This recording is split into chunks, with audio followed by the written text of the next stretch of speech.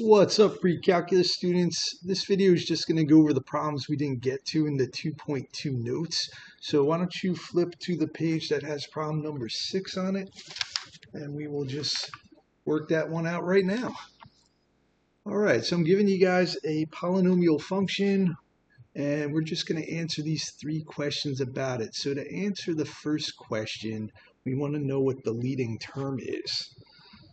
So the leading term is the term with the highest power, so that would be 2x cubed.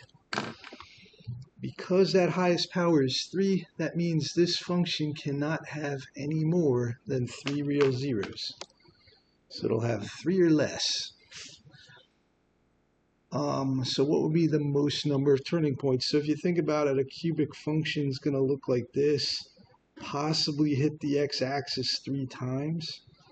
1, 2, 3.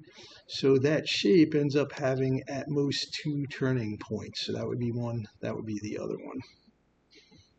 So now we're going to get the actual real zeros by factoring, and we will say what their multiplicities are. All right, so let's just set our function equal to 0.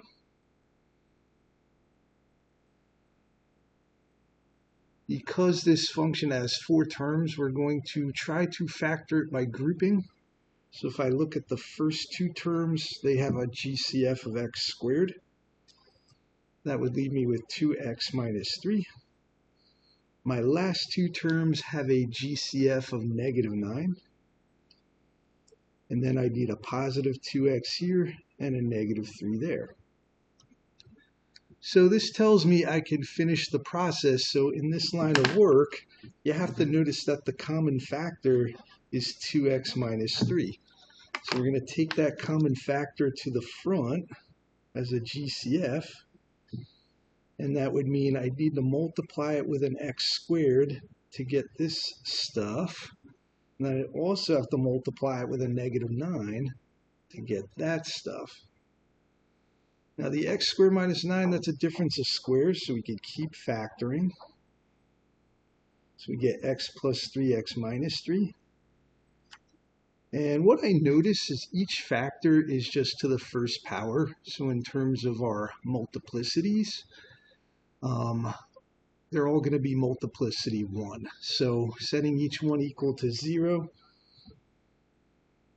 would give me x equals 3 halves multiplicity 1. Setting this equal to 0 would give me x equals negative 3 multiplicity 1. Setting that equal to 0 gives me x equals 3 multiplicity 1. All right. So we're going to move on to problem number 7. Same type of question, just a new function. So we're going to look for that leading term. That's the one with the highest power. So we're looking at negative 3x to the 4th. So since the highest power is 4, that means this function can't have any more than 4 real zeros. And then at most it's going to have 3 turning points. So this number is always going to be 1 less than that one. So if you want, you can kind of sketch what you might think this looks like, just a rough idea. So it's a 4th power function, a negative leading coefficient. So both ends are going to have to point down. And at most, it's going to hit that x-axis 4 times. 1, 2, 3, 4.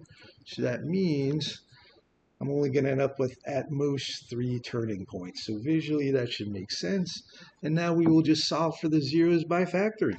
So let's set this guy equal to 0. First thing we're always going to look for is a GCF. So when I look at those 3 terms, the only thing I could take out as a GCF is negative 3. So that would give me x to the 4th. Minus x squared minus 20. So now I'm going to try to factor this trinomial. So the thing is, my first term is x to the 4th. So when I factor it, I'm going to have to use an x squared and an x squared. X times x is only x squared, so they each have to be x squared to get us up to x to the 4th. Now my last term's negative 20, my middle term's negative 1x squared, so I use a minus 5 and a plus 4. That will work. All right, so 5 is not a perfect square, so I'm not going to try to factor this any further. If that was like a 9 or a 16, I could break that down, but we could just leave that one. Because this is x squared plus 4, it's not a difference of squares, it's a sum of squares. We're not going to be able to factor that either. So what can we do? We're going to set each factor equal to 0 and see what happens. So if I set my first factor equal to 0, it looks like that. Well, there's no x in the equation, so you don't get any result from that, no solution. Now we're going to set this equal to 0. And to solve that, I'm going to add the 5 over.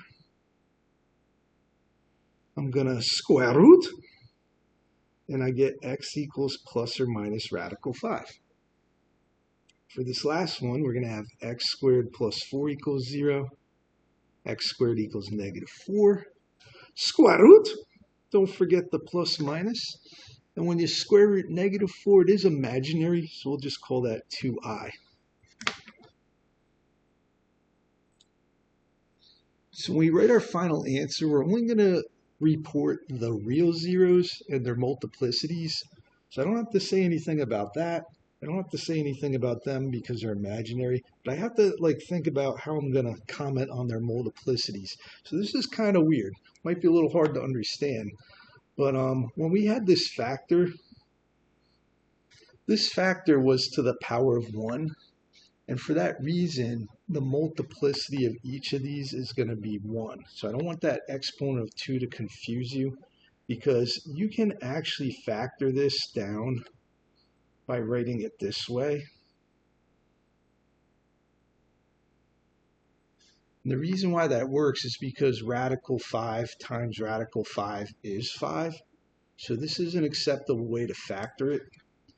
So when I look at it like this, I can clearly see that each one is occurring once as a 0. So that means they each have a multiplicity of 1.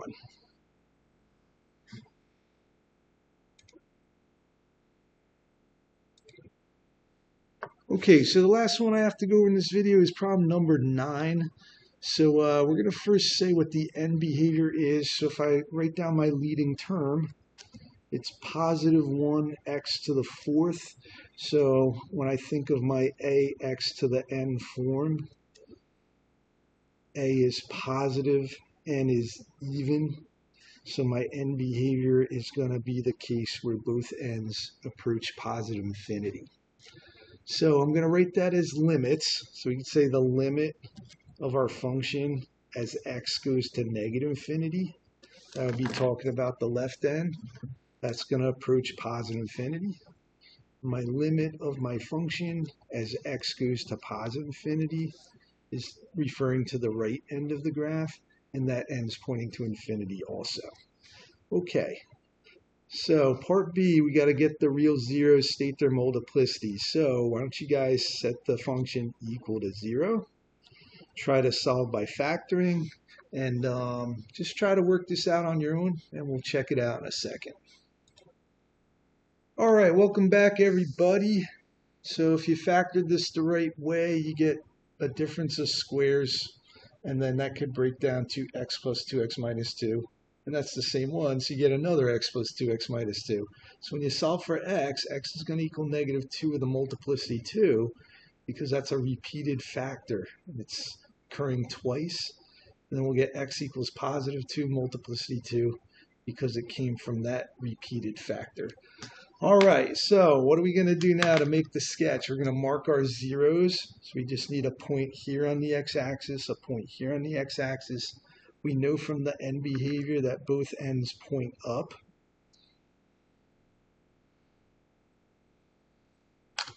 So why don't you guys pause the video, see if you can fill in the rest on your own, and we'll check it out in a second.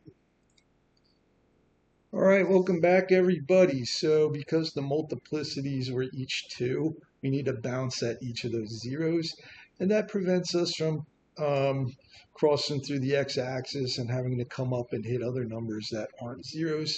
So that is the final shape. Hopefully that makes sense to you all, and I will talk to you next time. Toodles.